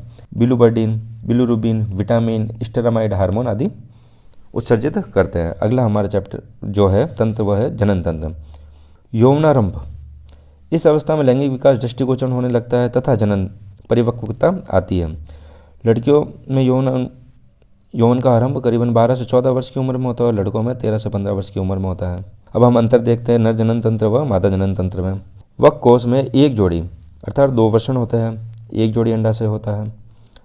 नर युग्मक शुक्राणुओं का निर्माण होता है। वृषण में किसका होता है? नर युग्मक शुक्राणु का निर्माण, और अंडाशय में मादा युग्मक अंडाणुओं का निर्माण होता है। वृषण से शुक्रवाहिनी नली निकलती है जो शुक्राणुओं को शुक्राशय में पहुंचाती है। अंडाशय से अंडवाहिनी नली निकलती जो गर्भाशय में खुलती है। शुक्राशय में शुक्राणु एकत्रित रहते हैं, गर्भाशय में भ्रूण का विकास होता है। शुक्राशय जो मूत्र नलिका से जुड़ा होता है, इस द्वार द्वारा बाहर खुलती है और नर इंद्रिय इस प्रकार शुक्राणु तथा मूत्र का त्याग कर एक ही छिद्र से होता है। गर्भाशय योनि मार्ग द्वारा बाहर की ओर खुलता है। गर्भाशय में भ्रूण अपरा प्लेसेंटा द्वारा माता के गर्भ से जुड़ा होता है तथा इसी से पोषण, उत्सर्जन व रक्त प्राप्त व शोषण करता है। जिस स्थान पर शुक्राणु मूत्र नलिका में खुलता है वहाँ एक जोड़ी प्रोस्टेट पाई जाती है। इससे निकला हुआ स्त्राव शुक्राणुओं का पोषण करता है तथा उन्हें गति प्रदान करने का माध्यम उपलब्ध करवाता है। अंडवाहिनी में अंडाणु का शुक्राणु द्वारा निषेचन होता है या युग्मक का निर्माण होता है। वृषण से नर हार्मोन टेस्टोस्टेरोन स्त्रावित होता है जो कि शुक्राणु निर्माण को प्रेरित करता है और द्वितीयक व गौण लैंगिक लक्षणों पर नियंत्रित करता है। अंडाशय में मादा जनन हार्मोन एस्ट्रोजन स्त्रावित होता है जो अंडाणु को निर्माण को प्रेरित करता है तथा द्वितीयक गौण लैंगिक लक्षणों पर नियंत्रण करता है। अब हमारा है प्रजनन की अवस्था है, कौन कौन सी होती है वह देखते हैं हम। युग्मक जनन, नर के वृषण व मादा के अंडाशय अयुग्मित युग्मकों के निर्माण की क्रिया को युग्मक जनन कहते हैं। इसमें 2 प्रकार की होती है, शुक्र जनन से शुक्राणु निर्माण और अंड जनन से अंडाणु निर्माण की क्रिया होती है। निषेचन, शुक्राणु व अंडाणु के संयुग्मन से युग्मनज के निर्माण की क्रिया को क्या कहते हैं? निषेचन कहते हैं। भ्रूण का रोपण, कोरक का गर्भाशय में अंतर स्तन में जाकर स्त्रावित होना, इस क्रिया को क्या कहते हैं? भ्रूण रोपण। प्रसव, गर्भस्थ शिशु के पूर्ण विकास के बाद बच्चे का जन्म क्या कहलाता है? प्रसव कहलाता है। तंत्रिका व अन्य स्त्रावी तंत्र, सबसे पहले है तंत्रिका तंत्र। तंत्रिका तंत्र के अंतर्गत हम पढ़ते हैं मनुष्य के विभिन्न अंग आपस में एक दूसरे के परस्पर सहयोग व समन्वय के साथ कार्य करते हैं। अंग तंत्रों का आपस में समन्वय शरीर में विशेष तंत्र का प्रयोग कार्य करता है, उसे तंत्रिका तंत्र कहते हैं। मानव तंत्रिका तंत्र के बारे में पढ़ते हैं। ऐसा तंत्र जो अंगों को वातावरण के मध्य एवं विभिन्न अंगों के मध्य सामंजस्य स्थापित करता है, साथ ही विभिन्न अंगों के कार्यों का नियंत्रित करता है, वो क्या कहलाता है? मानव तंत्रिका तंत्र। अब हम देखते हैं तंत्रिका तंत्र के कौन कौन से भाग है। केंद्रीय तंत्रिका तंत्र और परिधीय तंत्रिका तंत्र, मेरुरज्जु, मस्तिष्क, कायिक तंत्र, स्वायत्त तंत्रिका तंत्र, अनुकंपी व परानुकंपी। उसके अलावा इसके अंतर्गत अग्र मस्तिष्क, पश्च मस्तिष्क व मध्य मस्तिष्क आते हैं। केंद्रीय तंत्रिका तंत्र, मस्तिष्क, मेरुरज्जु व उनसे निकलने वाली तंत्रिका इसका निर्माण करती है। मस्तिष्क शरीर का केंद्रीय भाग होता है, सूचना का विनिमय, आदेश का नियंत्रण आदि इत्यादि कार्य करता है। तापमान नियंत्रक, मानव व्यवहार, रुधिर परिसंचरण, श्वसन, देखते सुनने बोलने व ग्रंथियों का स्त्रावण करने का नियंत्रण होता है। वनज 1 इसका वजन करीबन 1.5 किलो होता है। शरीर का सर्वाधिक जटिल भाग जो खोपड़ी में सुरक्षित होता है। मस्तिष्क के आवरण मध्य मस्तिष्क में सहज उपस्थित होती है। मस्तिष्क के कौन कौन से भाग है? अग्र मस्तिष्क, मध्य मस्तिष्क व पश्चिम मस्तिष्क। सबसे पहले अग्र मस्तिष्क, उसको प्रमस्तिष्क भी कहते हैं। मस्तिष्क का 80 से 85 भाग ज्ञान, चेतना, सोचने, विचारने का कार्य करता है। लंबा गहरा विदर प्रमस्तिष्क को एक गोलार्ध में विभाजित करता है। प्रत्येक गोलार्ध में दूसर द्रव्य कॉर्टेक्स भाग वल्टुस या प्रांतस कहते हैं होता है। अंदर की ओर श्वेत द्रव वाला भाग मध्यांश व मेडुला होता है। थैलेमस संवेदी व प्रेरक संकेतों का केंद्र होता है। हाइपोथैलेमस भूख, निद्रा, प्यास ताप, थकान, मनोभावनाओं की अभिव्यक्ति का नियंत्रण करता है। दूसरा है मध्य मस्तिष्क, 4 पिंडों में बटा हुआ होता है। हाइपोथैलेमस व मध्य मस्तिष्क के मध्य स्थित होता है। प्रत्येक पिंड कॉर्पस व क्वाड्रिजेमिन कहलाता है। ऊपरी 2 पिंड दृष्टि के लिए व निचले 2 पिंड श्रवण के लिए होते हैं। मध्य मस्तिष्क का कार्य। पश्चिम मस्तिष्क के बारे में बात करते हैं। मस्तिष्क का दूसरा बड़ा भाग है। ऐच्छिक पेशियों का नियंत्रण करता है। न्यूरॉन्स का अधिक स्थान प्रदान करता है। दूसरा है पोस, मस्तिष्क के विभिन्न भागों को जोड़ता है। सी है मेडुला ऑब्लांगेटा, अनैच्छिक क्रियाओं पर नियंत्रण जैसे कि धड़कन, रक्तचाप, पायक। मेडुला ऑब्लांगेटा अनैच्छिक क्रियाओं पर नियंत्रण करता है जैसे धड़कन, रक्तचाप, पायक, रसोपकार स्त्राव करता है। मस्तिष्क का अंतिम भाग जो मेरुरज्जु से जुड़ा होता है, मेरुरज्जु, यह 5 सेंटीमीटर की होती है। केंद्रीय तंत्रिका तंत्र का महत्वपूर्ण अंग है। यह एक तंत्रिकी नाल से मेडुला से शुरू होकर केशिकाओं से बनी नली के अंदर गुजरता हुआ मेरुदंड तक व्याप्त है। इसके मध्य भाग में सक्रिय केंद्रीय नाल व 2 स्तरों की भीतरी दूषित द्रव व बाहरी दूषित द्रव्य होता है। इसका प्रमुख कार्य क्या है? परिवर्ती क्रिया का संचालन व नियमन के साथ ही मस्तिष्क से आने वाले आवेगों को पथ प्रदान करता है। परिधि तंत्रिका तंत्र 2 प्रकार की तंत्रिका होती है। यह मस्तिष्क व मेरुरज्जु से निकलने वाली तंत्रिकाओं का समूह है। 2 प्रकार की तंत्रिकाएं कौन कौन सी होती है? संवेदी व प्रेरक। उद्दीपनों में उत्तकों व अंगों से केंद्रीय तंत्रिका तंत्र को लाना। केंद्रीय तंत्रिका तंत्र में नियामक उद्दीपकों को संबंधित अंगों तक पहुंचाना इसका प्रमुख कार्य होता है। कारिक तंत्रिका तंत्र, इसके द्वारा बाह्य उत्तेजना पर प्रतिक्रिया व मांसपेशियों के कार्य संपन्न होते हैं। स्वायत्त तंत्रिका तंत्र, इस तंत्र से शरीर की अनैच्छिक क्रियाओं के कार्य संचालन का कार्य करती है, जैसे कि हृदय, फेफड़ा, अंतःस्रावी ग्रंथि आदि। ये 2 भागों में वर्गीकृत होती है। पहला है अनुकंपी तंत्रिका तंत्र, दूसरा है परानुकंपी। अनुकंपी तंत्रिका तंत्र से मतलब यह तंत्र व्यक्ति में सतर्कता व उत्तेजना को नियंत्रित करता है। यह व्यक्ति को शरीर में आपातकालीन परिस्थितियों व अतिरिक्त ऊर्जा प्रदान करता है, जैसे कि हृदय की गति का तेज होना, श्वास गति का बढ़ना इत्यादि। परानुकंपी, यह तंत्र शारीरिक ऊर्जा का संचरण करता है। विश्राम अवस्था में यह तंत्र क्रियाशील होकर ऊर्जा का संचय प्रारंभ करता है। यह आग की पतली को सिकुड़ता है तथा लार व पाचक रसों में वृद्धि करता है। अगला है हमारा तंत्रिका कोशिका। यह तंत्रिका तंत्र की संरचनात्मक व कार्यात्मक इकाई होती है।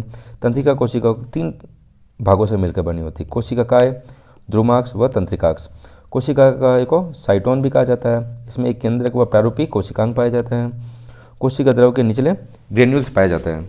अगला है ध्रुमाक्ष। कोशिका काय के से निकले छोटे तंतु होते हैं, ये ऊर्ध्व भेजते हैं, इन्हें हम क्या कहते हैं? ध्रुमाक्ष कहते हैं। तीसरा है तंत्रिकाक्ष, लंबा बेलनाकार प्रवर्ध।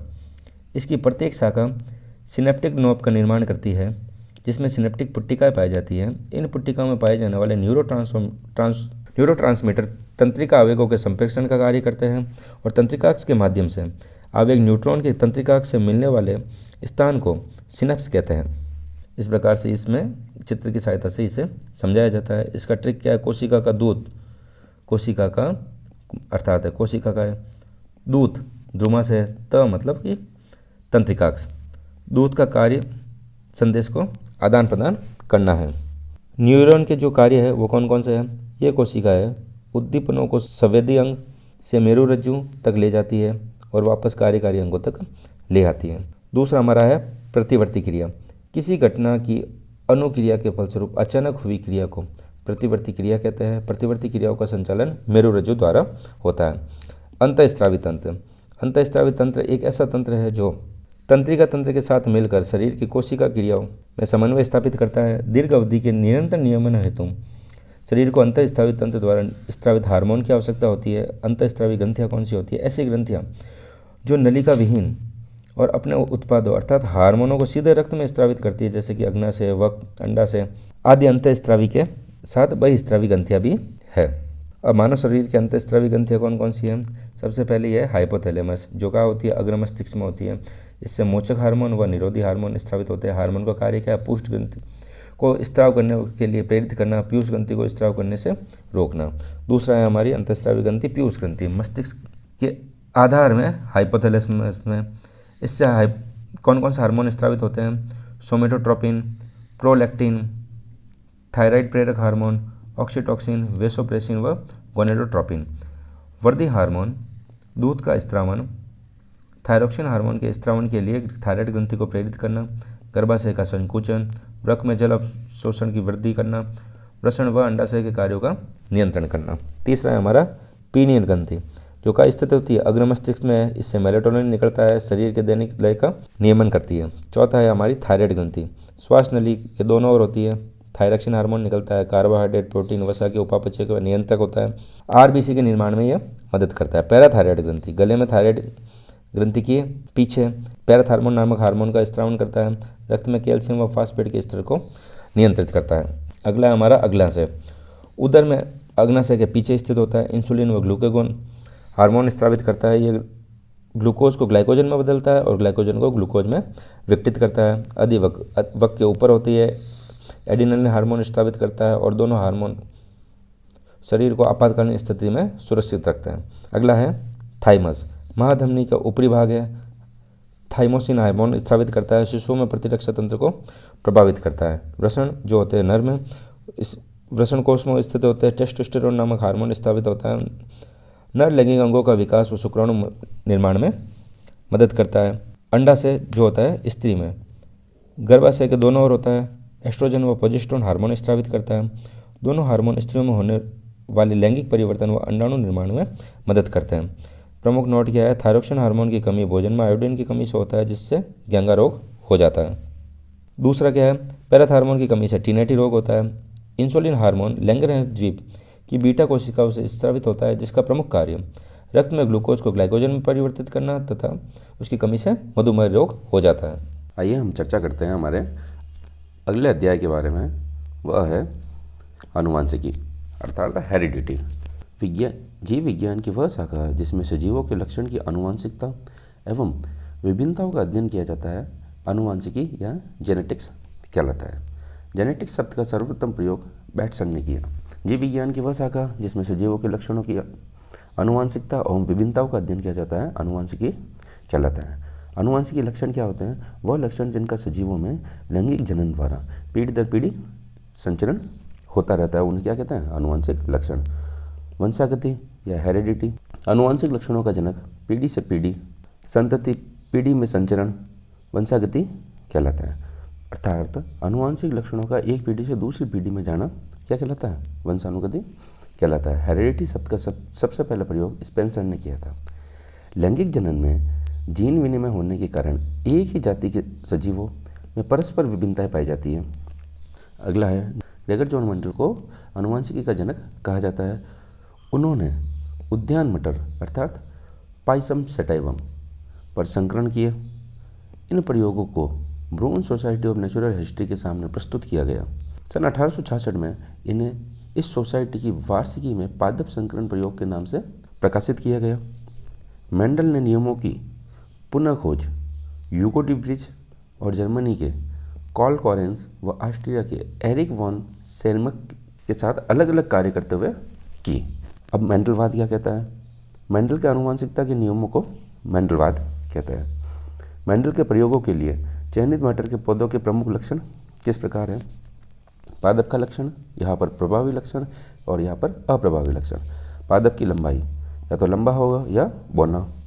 पुष्प की स्थिति अक्षीय या शीर्ष। पुष्प का रंग बैंगनी या सफ़ेद। फली की आकृति फूली हुई या पिचकी हुई। फली का रंग हरा व पीला। फली की बीज की आकृति गोल या झुर्रीदार। बीज का रंग पीला या हरा। संकरण प्रयोगों के लिए मटर के पौधों का चुनाव क्यों किया गया? मटर के पौधे का चुनाव निम्न कारणों से किया गया। ऐसी कौन कौन सी मटर के पौधे के अंदर विशेषता थी जिसकी वजह से इसका चुनाव किया गया, उसको हम देखते हैं। मटर एक वर्षीय पादप है। मटर के पादप का आकार छोटा होता है, बीजों की संख्या अधिक होती है। मटर द्विलिंगी पादप है, स्वपरागण पाया जाता है। मटर के पौधों में पर परागण आसानी से होता है। मटर के पौधों में कई लक्षण विपरीत दर्शाए जाते हैं। अब मेंडल ने कौन कौन से प्रयोग किए उनके बारे में देखते हैं। एक संकर संकरण, एक जोड़ी विप्रयासी लक्षणों को ध्यान में रखकर किया गया संकरण, जैसे कि पादप की लंबा या बोना, अर्थात एक पादप के एक ही लक्षण को ध्यान में रखते हुए किया गया संकरण एक संकरण कहलाता है। जैसे कि हमने यहाँ पर देखा था पादप के लक्षण कौन कौन से थे, उसकी लंबाई, स्थिति, रंग, फली की आकृति, फली का रंग, बीज की आकृति और बीज का रंग। मेंडल ने शुद्ध लंबे व शुद्ध बोने के बीच मटर के पौधों का चयन कर संकरण करवाया। अब जो संकरण करवाया शुद्ध लंबे कैपिटल टी से डबल टी से डिनोट किया और शुद्ध बोने को स्मॉल डबल टी से डिनोट किया, जो इसके क्या है, युग्मक कारक। इनके संक्रमण से प्राप्त F1PD के सभी पादप लंबे थे। जो लक्षण प्रकट नहीं हुए वे अप्रभावी लक्षण कहलाए। जो लक्षण प्रकट नहीं हुए वो क्या कहलाए, अप्रभावी लक्षण। जो लक्षण प्रकट होते हैं उन्हें प्रभावी लक्षण। यह लंबेपन का लक्षण प्रभावी और बोनेपन का लक्षण अप्रभावी है। अर्थात जिस प्रकार के पादप प्रकट हुए, यहाँ पर सभी पादप कैसे प्रकट हुए, लंबे प्रकट हुए, तो जो हमें दिख रहा है तो वो क्या है, प्रभावी कारक, और जो हमें नहीं दिख रहा है अर्थात मतलब कि वो बोने नहीं हुए तो वो क्या हो जाएगा, अप्रभावी कारक। पीढ़ी की सभी संततियाँ विषम युग्मनजीय होती है। मेंडल ने F1 पीढ़ी की संततियों के बीच क्रॉस करवाया और F2 पीढ़ी प्राप्त करी। इनके बीच में क्रॉस करवा के F1 पीढ़ी प्राप्त करी और F1 पीढ़ी में क्रॉस करवा के F2 पीढ़ी प्राप्त करी। F2 में दोनों प्रकार के पादप उत्पन्न हुए, अर्थात F2 में लक्षण के प्रारूप का अनुपात 3:1 और जीन अनुसार अनुपात 1:2:1 है। देखिए, एक संकरण डबल टी से इसको डिनोट किया, इसको स्मॉल टी से डिनोट किया, तो इसका संकरण कराया तो F1 पीढ़ी में हमें क्या प्राप्त हुआ, कैपिटल टी और एक स्मॉल टी, जो क्या हो गया, विषम युग्मनजीय हो गया। अब हम देखते हैं कि F1 पीढ़ी का जब आपस में संकरण करवाएंगे, मतलब अर्थात इसका और इसका ही आपस में जब संकरण करवाएंगे, डबल टी कैपिटल टी, दोनों कैपिटल टी, एक कैपिटल टी स्मॉल टी, एक कैपिटल टी स्मॉल टी और दोनों स्मॉल टी। परिणाम तब इस प्रयोग के आधार पर दो नियम दिए गए। सबसे पहले तो क्या नियम दिए गए, प्रभाविता का नियम। एक जोड़ी विपर्यासी लक्षण वाले पौधों के संकरण करवाने पर F1 पीढ़ी में एक ही लक्षण प्रकट होता है, उसे प्रभावी लक्षण कहते हैं। जो लक्षण F1 पीढ़ी में प्रकट नहीं होते उन्हें अप्रभावी लक्षण कहते हैं। यही प्रभाविता का नियम कहलाता है। प्रभाविता का नियम क्या कहलाता है कि जो लक्षण प्रकट होते हैं उन्हें प्रभावी लक्षण और जो लक्षण प्रकट नहीं होते उन्हें अप्रभावी लक्षण कहते हैं। यही क्या कहलाता है, प्रभाविता का नियम। दूसरा है पृथक्करण या युग्मकों की शुद्धता का नियम। F2 पीढ़ी में दोनों लक्षण प्रकट होते हैं, प्रभावी और अप्रभावी। तो जनन के दौरान युग्मकों के बनने के समय एक दूसरे से पृथक होना पृथक्करण कहलाता है। संकर संतति विषम युग्मनजीय होती है। इसमें कारक युग्म के दोनों कारक साथ साथ रहते हैं, लेकिन युग्मक निर्माण के समय एक युग्मक में ही एक कारक उपस्थित होता है। इसे युग्मकों की शुद्धता का नियम कहते हैं। अर्थात जब युग्मकों के बनने के समय एक दूसरे से पृथक होते हैं, F2 पीढ़ी में जब युग्मक दोनों लक्षण प्रकट होते हैं और जब युग्मकों के बनने के समय एक दूसरे से पृथक होते हैं तो वो क्या कहलाता है, पृथक्करण कहलाता है। पहला हमने देखा एक संकर संकरण, दूसरा है द्विसंकर संकरण। दो जोड़ी विपर्यासी लक्षणों को ध्यान में रखकर किया जाता है। संकरण द्विसंकरण कहलाता है, जैसे बीज का आकार और बीज का रंग।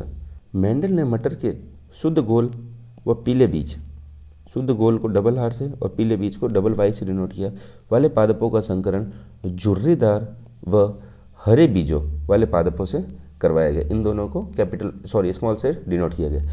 F1 पीढ़ी में गोल व पीले बीज वाले capital R capital Y small y वाले पादप प्राप्त हुए, अर्थात गोल व पीले बीज वाले कारक प्रभावी और झुर्रीदार व हरा कारक अप्रभावी रहा।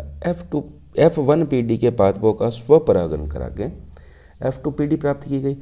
तो F2 पीढ़ी में क्या हुआ, F1 पीढ़ी के पादपों के उपर्युक्त चारों F2 पीढ़ी में स्वतंत्र रूप से प्रकट हुए, अर्थात इनके बीच गोल पीले, गोल हरे, झुर्रीदार पीले और झुर्रीदार हरे दिखाई दिए। F2 पीढ़ी में पादपों में लक्षण के अनुसार अनुपात 9:3:3:1 प्राप्त हुआ। इसे द्विसंकर अनुपात कहते हैं।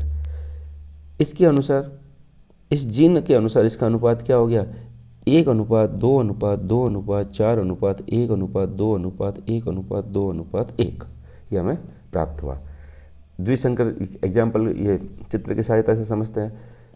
शुद्ध गोल को कैपिटल आर से डिनोट किया गया है, कैपिटल वाई को पीलो से डिनोट किया गया है और झुर्रीदार को स्मॉल आर से डिनोट किया गया और हरों को स्मॉल वाई से डिनोट किया गया। अब इनमें आपस में संकरण कराएंगे तो विषम युग्मनजीय गोल व पीले ही प्राप्त हो रहे हैं। ठीक है, इसको हम देख लेते हैं। आर वाई का आर वाई से संकरण करवाया तो क्या प्राप्त हुआ, double capital R capital Y. R Y का कैपिटल आर और स्मॉल वाई से संकरण करवाया तो क्या प्राप्त हुआ, capital R capital Y small y. Capital R Y का स्मॉल आर और कैपिटल वाई से संकरण करवाया तो R capital R small capital Y capital R capital Y का संकरण स्मॉल वाई से करवाया तो capital R capital Y small y इस प्रकार से प्राप्त हुआ। तो एकल संकर संकरण और द्विसंकरण का लक्षण प्रारूप क्या होता है? 3:1 अर्थात, और इसमें लक्षण प्रारूप क्या होता है? 9:3:3:1। और जीन प्रारूप जैसा कि हमने देखा एकल संकरण में ये और द्विसंकरण संकरण में ये। अगला है हमारा स्वतंत्र अपव्यूहन का सिद्धांत। स्वतंत्र अपव्यूहन का सिद्धांत क्या कहता है? 2 या 2 से अधिक जोड़ी विपर्यासी लक्षणों वाले जनकों के मध्य क्रॉस करवाया जाता है तो सभी लक्षण स्वतंत्र रूप से प्रकट होते हैं। एक लक्षण की वंशानुगति पर दूसरे लक्षण की उपस्थिति का कोई प्रभाव नहीं पड़ता, उसे क्या कहते हैं? स्वतंत्र अपव्यूहन का सिद्धांत। अर्थात एक लक्षण की वंशानुगति का दूसरे लक्षण की उपस्थिति पर कोई प्रभाव नहीं पड़ता, अर्थात वो स्वतंत्र होता है, इसलिए उसे स्वतंत्र अपव्यूहन का सिद्धांत कहते हैं। संकर पूर्वज संकरण। यदि F1PD के पौधे का संकरण दोनों जनकों या जज में से किसी के साथ किया जाता है तो उसे संकर पूर्वज संकरण कहते हैं। ये भी 2 प्रकार का होता है, बाह्य संकरण और। सबसे पहले बाह्य संकरण के बारे में देखते हैं। इसमें F1PD capital T small t के पौधे का संकरण प्रभावी जनक TT से करवाते हैं तो इससे सभी पौधे प्रभावी लक्षण वाले प्राप्त होते हैं, अर्थात इसका लक्षण प्रारूप 100% प्रभावी पौधे लंबे होगा, जबकि जीन प्रारूप 1:1 होगा, अर्थात 50% समयुग्मजी लंबे तथा 50% विषम युग्मजी लंबे प्राप्त होंगे। F1 संकरण से प्राप्त का हम संकरण करवा रहे हैं प्रभावी जनक से। प्रभावी जनक जो हमारे शुरुआत में था, तो इस प्रकार से जो प्राप्त होगा तो हमें 50% तो समयुग्मकी और 50% विषम युग्मकी प्राप्त होगा। अगला है परीक्षण संकरण। इसमें F1PD के पौधे का संकरण अप्रभावी जनक से करवाते हैं तो इससे प्राप्त संतति का पौधे का जीन प्रारूप भी 1:1 होगा। इसमें भी क्या होगा? 50% विषम युग्मजी और 50% समयुग्मजी बोने प्राप्त होंगे। 50% विषम युग्मजी क्या है? लंबे है, और ये समयुग्मजी क्या है? स्मॉल है। इसका संकरण क्या करवाया? अप्रभावी जनक कारक स्मॉल t डबल t से करवाया। तो 50% तो हमें विषम युग्मजी लंबे प्राप्त हुए और 50% समयुग्मजी बोने प्राप्त हुए। मेंडल के वंशागति के नियमों का महत्व क्या है?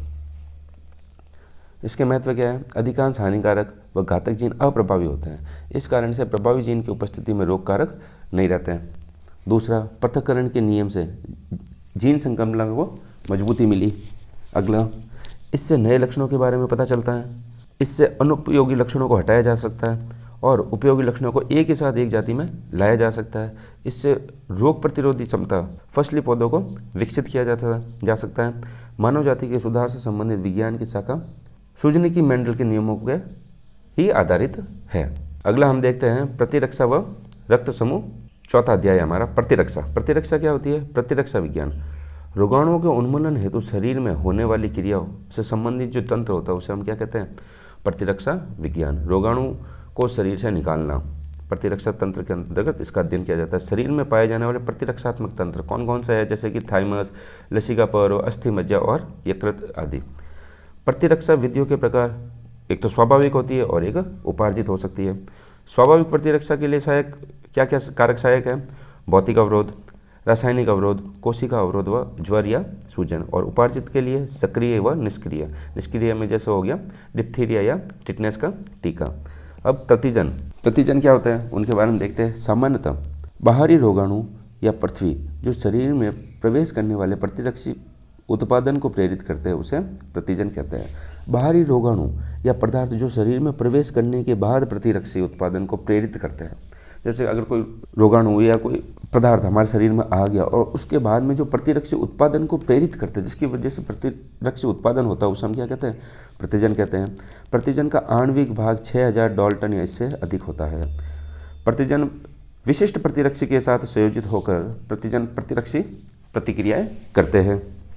प्रतिजन के विशिष्ट अंग 2 प्रतिरक्षी से जुड़ते हैं, प्रतिजन निर्धारित व एंटीटॉप। एक प्रोटीन में पाए जाने वाले एंटीजनी निर्धारकों की संख्या एंटीजनी संयोजकता कहते हैं। एंटीजनी संयोजकता क्या होगी कि एक ही प्रोटीन में पाए जाने वाले एंटीजनी निर्धारकों की संख्या एंटीजनी संयोजकता कहलाती है। उसके बाद में है CMI, सेल मीडिएट इम्यूनिटी। अब हम देखते हैं प्रतिरक्षी क्या होता है।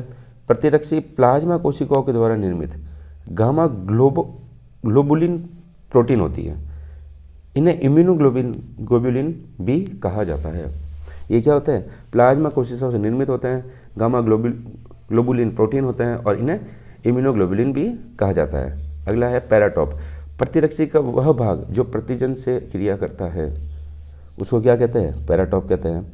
प्रतिरक्षी अणु में भारी श्रृंखला में 440 अमीनो अम्ल व हल्की श्रृंखला में 220 अमीनो अम्ल उपस्थित होते हैं। तो प्रतिरक्षी अणु जो भारी श्रृंखला होगी उसमें कितने? 440 अमीनो एसिड और हल्की होगी उसमें 220 अमीनो एसिड उपलब्ध या उपस्थित होंगे।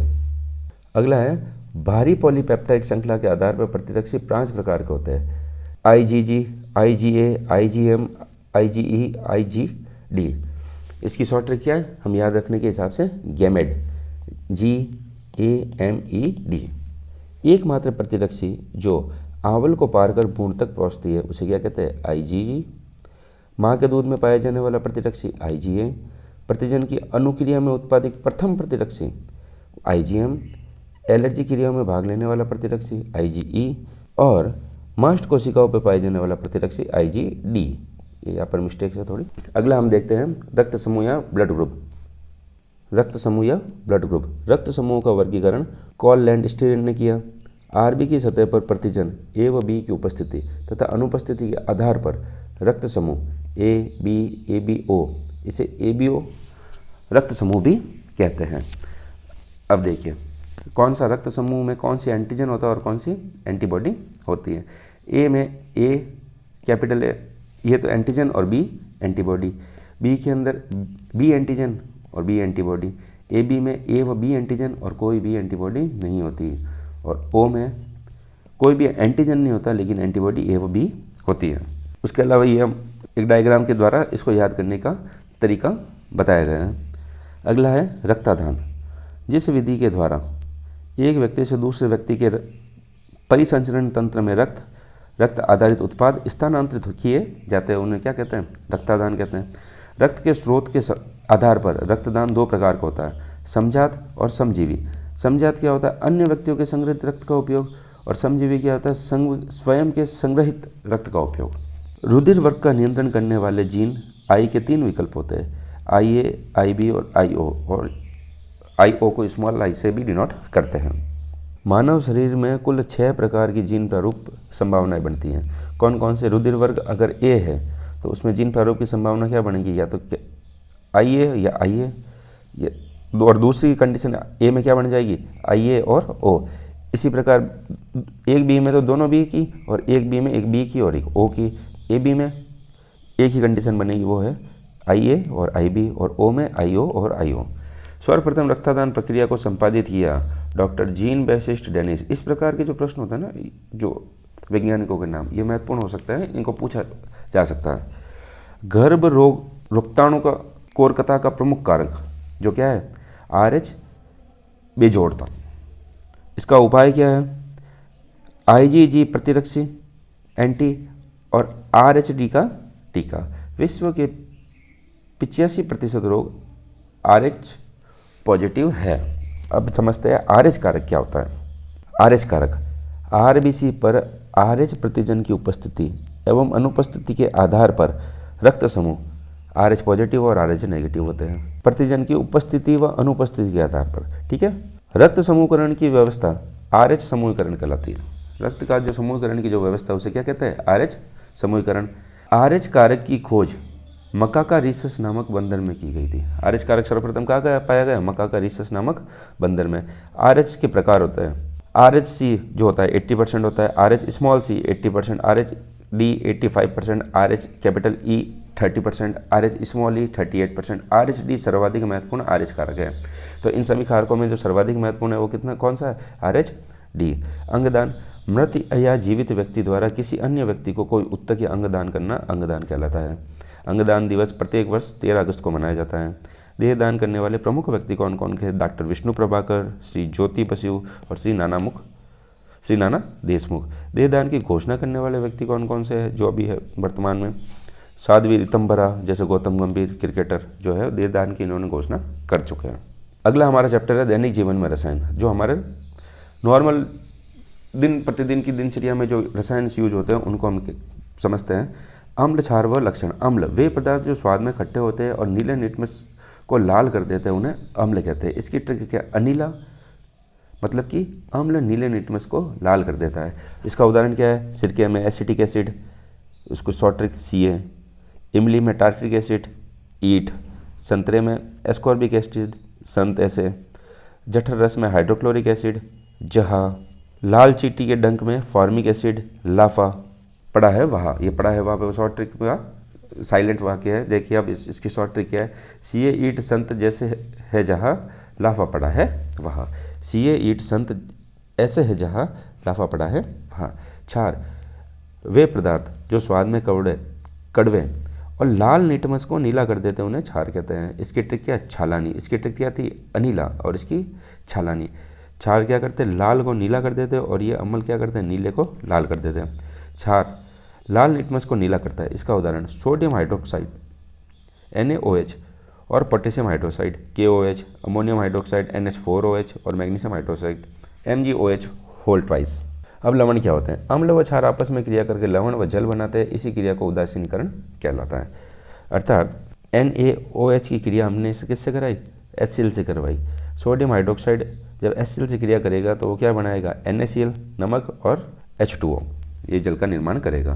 क्रिस्टलीय जल लवण के क्रिस्टलों के साथ निश्चित संख्या में जुड़े जल के अणु क्रिस्टल जल कहलाता है। इसकी ट्रिक क्या है? क्रिस्टल में जो जल पावे क्रिस्टलन जल कहलावे। मतलब क्रिस्टल के साथ जो निश्चित संख्या में जल के अणु जुड़े होते हैं उन्हें क्या कहते हैं? क्रिस्टलन जल। जैसे कि Na2CO3.10H2O, इसको क्या कहते हैं? धावन सोडा में 10 अणु हैं। उसके अलावा CaSO4.2H2O, मतलब कि जिप्सम में 2 अणु हैं जल के। K2SO4.Al2SO4 होल थ्राइस 24H2O, अर्थात इसकी एक इसका फैक्टरी का रासायनिक सूत्र है जो इसमें 24 अणु हैं। अब है आरएनएस के अनुसार अम्ल की परिभाषा। वे पदार्थ जो जल विलयन में हाइड्रोजन आयन उत्पन्न करते हैं उन्हें क्या कहते हैं? अम्ल कहलाते हैं। अर्थात HCl में हाइड्रोजन आयन उत्पन्न किया और Cl-, तो इसे हम क्या कहते हैं? अम्ल। प्रबल अम्ल कौन कौन से है? हाइड्रोक्लोरिक एसिड, सल्फ्यूरिक एसिड और नाइट्रिक एसिड। ट्रिक हंसना। प्रबल अम्ल कौन कौन से है? हंसना, हाइड्रोक्लोरिक, सल्फ्यूरिक और नाइट्रिक एसिड। HCl, H2SO4 और HNO3। दुर्बल अम्ल कौन कौन से है? एसिटिक एसिड और कार्बोनिक एसिड। CH3COOH और H2CO3, AC का दुर्बल अम्ल। इसकी शॉर्ट ट्रिक। क्षार वे पदार्थ जो जलीय विलयन में हाइड्रोक्साइड आयन उत्पन्न करते हैं उन्हें क्या कहते हैं? क्षार कहते हैं। NaOH जलीय पदार्थ में OH आयन उत्पन्न किया, उन्हें हम क्या कहते हैं? क्षार कहते हैं। प्रबल क्षार कौन कौन से है? सोडियम हाइड्रोक्साइड व पोटेशियम हाइड्रोक्साइड NaOH या KOH। और इसकी ट्रिक क्या हो गई? नाक। और दुर्बल क्षार मैग्नीशियम हाइड्रोक्साइड या कैल्शियम हाइड्रोक्साइड। इसके हो गया मैंगी कैल्शियम। अगला है ब्रॉस्टेड-लोरी संकल्पना के अनुसार क्या होते हैं अम्ल व क्षार। इसे सयुग्मनी अम्ल अवधारणा या संकल्पना भी कहा जाता है। अम्ल वे पदार्थ जो प्रोटीन दाता है और क्षार वे जो प्रोटीन ग्राही है। HCl + H2O, H3O + C1, ये संयुग्मी अम्ल बना और ये संयुग्मी क्षार बना। अगला है हमारा लुईस संकल्पना। लुईस अम्ल क्या कहलाता है? वे पदार्थ जो इलेक्ट्रॉन युग्म ग्रहण करते हैं उन्हें हम क्या कहते हैं? लुईस अम्ल कहते हैं। BF3, AlCl3, Mg+2 और Na+। लुईस क्षार क्या कहलाते हैं? जो इलेक्ट्रॉन युग्म देते हैं, जैसे कि NH3, H2O, OH, Ca आदि। अम्लों व क्षारों के सामान्य गुण कौन कौन से होते हैं? अम्ल नीले लिटमस को लाल और लाल लिटमस को नीला कर देता है, जैसे कि हमने ट्रिक पहले पढ़ी थी, अनीला और छालानी। नीला, लाल, लाल, नीला। अम्ल धातु से क्रिया कर हाइड्रोजन गैस देते हैं। जिंक सल्फ्यूरिक एसिड से क्रिया करी तो क्या बना? जिंक सल्फेट और हाइड्रोजन गैस विमुक्त हुई। अगला है अम्ल धातु ऑक्साइड के साथ क्रिया करके लवण व H2O गैस देते हैं, अर्थात धातु ऑक्साइड क्षारीय प्रकृति के होते हैं। कैसे? CuO की क्रिया करवाई 2HCl के साथ तो हमें क्या प्राप्त हुआ? CuCl2 और H2O। दूसरा है क्षार अधातु ऑक्साइड के साथ क्रिया करके लवण व H2O देते हैं। ये धातु ऑक्साइड के साथ क्रिया कर रहे हैं और लवण व H2O दे रहे हो। ये अधातु ऑक्साइड के साथ क्रिया करके लवण व H2O देते हैं, अर्थात अधातु ऑक्साइड अम्लीय प्रकृति के होते हैं। CO2 की क्रिया CaOH होल ट्वाइस से करवाई तो CaCO3 और H2O हमें प्राप्त हुए। अम्ल व क्षार के जलीय विलयन विद्युत के सुचालक होते हैं। अम्ल क्षार के जितने भी जलीय विलयन होंगे वो विद्युत के सुचालक होंगे। सभी अम्ल क्षार उदासीन अभिक्रिया दर्शाते हैं। अब अम्ल क्षारों का उपयोग, अम्ल क्षारों जैसे कि H2SO4, HNO3 और HCl, ये जो हमारे प्रबल अम्ल थे उनको हम क्या कहते हैं? खनिज अम्ल कहते हैं। HNO3 नाइट्रिक एसिड का उपयोग किस में किया जाता है? सोना चांदी और गहनों को साफ करने में किया जाता है। हाइड्रोक्लोरिक एसिड और नाइट्रिक एसिड को 3:1 में मिलाने पर मिले मिश्रण को अम्लराज कहते हैं। सोने जैसी धातुओं को विलय करने के लिए काम आता है। इसकी जो प्रमुख ट्रिक क्या है? 3:1 HCl HNO3 मिल जावे, कह प्रयास अम्लराज में सोना भी घुल जावे। ये हमारी एक शॉर्ट ट्रिक है। H2SO4 सल्फ्यूरिक एसिड को क्या कहते हैं? अम्लों का राजा कहते हैं, जो सेल, कार, बैटरी उद्योगों में प्रयोग किया जाता है। CH3COOH को सिरके के रूप में अचार और खाद्य पदार्थ को संरक्षित करने में उपयोग किया जाता है। CaOH सफेदी करने में। AgNO3 सिल्वर नाइट्रेट फोटोग्राफी में। अमोनियम नाइट्रेट उर्वरक व विस्फोटक पदार्थ बनाने में। उसके अलावा फिटकरी का प्रयोग जो होता है जल शोधन में किया जाता है। पीएच स्केल क्या है? स्केल जो है हाइड्रोजन आयनों की सांद्रता का ऋणात्मक लघुगणक क्या कहलाता है? पीएच कहलाता है। पीएच का मान निम्न होता है। क्या होता है? पीएच बराबर log 10 हाइड्रोजन आयन। ये पीएच स्केल है। 0 पे होता है, 7 पे होता है न्यूट्रल, 7 से कम पे होने पर एसिडिक और 7 से अधिक होने पर एल्कलाइन या बेसिक। दूसरा प्रश्न, हाइड्रोजन आयन की सांद्रता का विलयन की प्रकृति पर क्या प्रभाव पड़ता है? हाइड्रोजन आयन की सांद्रता का जितना अधिक होगा पीएच का मान उतना ही कम होगा। हाइड्रोजन आयन जितना अधिक होगा पीएच का मान उतना ही कम होगा। अम्लीय व क्षारीय उदासीन विलयन की पीएच बताइए। 7 से कम तो क्या होगा? विलयन अम्लीय होगा। 7 से अधिक क्या होगा? 7 पे उदासीन हो जाएगा और 7 पे अधिक से क्या हो जाएगा? क्षारीय हो जाएगा। दैनिक जीवन में पीएच का महत्व बताइए। दैनिक जीवन में पीएच का महत्व क्या? अम्ल में उदर जो हमारा पेट होता है उसमें क्या होता है? अम्लता होता है। उदर में अम्लता बढ़ने पर उपचार के लिए magnesium hydroxide, MILF of magnesia का प्रयोग करने से पेट की अम्लता दूर होती है। दंतक्षय, मुख में भोजन के कणों दांतों में फंस जाने पर बैक्टीरिया इनको खाकर मुख की पीएच को 5.5 से कम कर देते हैं। इससे दांतों के इनेबल का क्षय होने लगता है। इसके उपचार के लिए क्षारीय दंत मंजन या विलयन से मुख की सफाई की जाती है। अगला है कीटों का डंक। मधुमक्खी, चींटी, मकोड़े जैसे कीट डंक मारकर त्वचा में अम्ल स्रावित करते हैं, जिससे कि त्वचा में जलन व दर्द महसूस होता है। इसके उपचार के लिए NaCO3 का प्रयोग किया जाता है। अम्ल वर्षा, प्रदूषकों के कारण वर्षा की जल 5.5 से कम होने पर वर्षा को अम्लीय वर्षा कहते हैं। अनेक पारिस्थितिकी तंत्रों को प्रभावित करती है और प्रदूषकों को नियंत्रित कर इसे रोका जा सकता है। अब अगला है मृदा की पीएच। मृदा की पीएच ज्ञात कर उचित फसल व उपयुक्त उर्वरक का प्रयोग कर अच्छी फसल प्राप्त की जा सकती है। अम्लीय मिट्टी के चूने तथा क्षारीय मिट्टी के जिप्सम का प्रयोग किया जाता है। दैनिक जीवन में कुछ महत्वपूर्ण यौगिक जो है वह है सोडियम क्लोराइड के 2 गुण होते हैं। इसका गलनांक 1081 केल्विन होता है और जल में पूर्ण रूप से आयनित होता है। इसका उपयोग खाद्य परिरक्षण में व हिमीकरण करने में, बर्फ जमाने में किया जाता है। उसके अलावा सोडियम हाइड्रोजन कार्बोनेट NaCO3 के निर्माण विधि व उपयोग बताइए। NaCO3 की निर्माण विधि क्या है? यह रासायनिक अभिक्रिया दे रखी है। Na2CO3 की क्रिया कार्बन डाइऑक्साइड व जल से करवाएंगे तो हमें क्या प्राप्त होगा? सोडियम हाइड्रोजन कार्बोनेट प्राप्त होगा। इसके उपयोग क्या क्या है? खाद्य पदार्थ को बेकिंग पाउडर में, बेकिंग सोडा युक्त पेय है। एंटीसेप्टिक के रूप में, प्रयोगशाला के अभिकर्मक व मंद पूर्तिरोधी के रूप में, अग्निशामक यंत्रों में। अगला देखते हैं हम, रसोई घर में भोजन को स्वादिष्ट व स्पंजी बनाने के लिए किसका प्रयोग किया जाता है? सोडियम हाइड्रोजन कार्बोनेट का प्रयोग किया जाता है, जिसे हम बेकिंग सोडा भी कहते हैं। सोडियम हाइड्रोक्साइड के उपयोग बॉक्साइड के धातु शोधन में, पेट्रोलियम के शोधन में, वसा तेलों के निर्माण में, साबुन, कागज, सिल्क उद्योग, अन्य रसायनों के निर्माण व प्रयोगशाला अभिकर्मक के रूप में सोडियम हाइड्रोक्साइड का प्रयोग किया जाता है। विरंजक चूर्ण का रासायनिक सूत्र क्या है? विरंजक चूर्ण का रासायनिक सूत्र कैल्शियम ऑक्सोक्लोराइड CaOCl2 है। और इसके उपयोग क्या क्या है? वस्त्र व कागज उद्योग में विरंजक के रूप में, रोगाणुनाशक व आक्सीकारक के रूप में, प्रयोगशाला में अभिकर्मक व शुद्ध जल के रूप में। अगला हमारा है विरंजन की क्रिया क्या है समझाइए। विरंजन चूर्ण से मुक्त क्लोरीन गैस जल से क्रिया करके नवजात ऑक्सीजन को बनाती है, जो रंगीन पदार्थों के साथ ऑक्सीकारक की तरह क्रिया करते हुए उन्हें रंगहीन बनाती है। उसे क्या कहते हैं? विरंजन क्रिया। मतलब कि अर्थात किसी भी चीज़ का रंग हटाना वो क्या कहलाती है? विरंजन क्रिया। क्लोरीन की क्रिया हमने जल के साथ में करवाई तो हमें क्या प्राप्त हुआ है? 2 HCl और नवजात ऑक्सीजन, रंगीन पदार्थ। और नवजात ऑक्सीजन क्या हो जाता है? रंगहीन पदार्थ। अगला है विरंजन चूर्ण के निर्माण को समझाइए। कैल्शियम ऑक्सोक्लोराइड भी कहता है। शुष्क बुझे हुए चूने पर क्लोरीन गैस को प्रभावित करके विरंजक चूर्ण का निर्माण किया जा सकता है। धावन सोडा का रासायनिक सूत्र व नाम बताइए। धावन सोडा का निर्माण कौन सी विधि द्वारा किया जाता है और इसका उपयोग भी बताइए। Na2CO3 10H2O सोडियम कार्बोनेट धावन सोडा और साल्वे विधि द्वारा, और इसका उपयोग जल की स्थायी कठोरता को दूर करने में किया जाता है। प्लास्टर ऑफ पेरिस का निर्माण किससे होता है, इसका मुख्य उपयोग बताइए। साबुन व अपमार्जक में 2 अंतर लिखिए। इसे POP भी कहा जाता है। इसका निर्माण जिप्सम CaSO4.2H2O को 393 केल्विन तक गर्म करने पर होता है, और इसका उपयोग क्या, टूटी हड्डियों को जोड़ने को प्लास्टर के रूप में किया जाता है। मूर्ति और सजावटी बनावट में किया जाता है। साबुन व अपमार्जक में अंतर, उच्च हाइड्रोकार्बन युक्त सोडियम और पोटेशियम के कार्बोलिक लवण होते हैं, और ये उच्च हाइड्रोकार्बन युक्त सोडियम और पोटेशियम के सल्फेट या सल्फोनेट लवण होते हैं। यह केवल मृदु जल में कार्य करता है, ये कठोर व मृदु जल दोनों में कार्य करता है। साबुन कठोर जल में कार्य क्यों नहीं करता है? साबुन व अपमार्जक कपड़ों का शोधन में कौन सी विधि का प्रयोग करते हैं? क्योंकि कठोर जल में कैल्शियम व मैग्नीशियम लवण उपस्थित होने के कारण अघुलनशील कैल्शियम व मैग्नीशियम का संकुल निर्माण होता है। और दूसरा जो है, साबुन व अपमार्जक कपड़ों के शोधन में कौन सी विधि, मिसेल निर्माण विधि को काम में लिया जाता है। इसमें हाइड्रोकार्बन पूंछ अर्थात जल विरोधी अंदर की उपस्थित होती है, तथा कार्बोक्सिलेट व ध्रुवीय भाग जल स्नेही जो जल से मिला होता है मिसेल के निर्माण में बाहर की ओर स्थित होता है। किन्हीं 2 प्रबल अम्ल व क्षारों के नाम लिखिए। सल्फ्यूरिक एसिड व हाइड्रोक्लोरिक एसिड। किन्हीं 2 सोडियम लवणों के नाम लिखिए। सोडियम हाइड्रोक्साइड व पोटेशियम हाइड्रोक्साइड। इसके अलावा NaHCO3 को हम क्या कहते हैं, सोडियम हाइड्रोजन कार्बोनेट, जिसको बेकिंग सोडा या खाने का सोडा भी कहते हैं। Na2CO3 10H2O सोडियम कार्बोनेट, इसे धावन सोडा या कपड़े धोने का सोडा भी कहते हैं। प्लास्टर ऑफ पेरिस का रासायनिक नाम व सूत्र।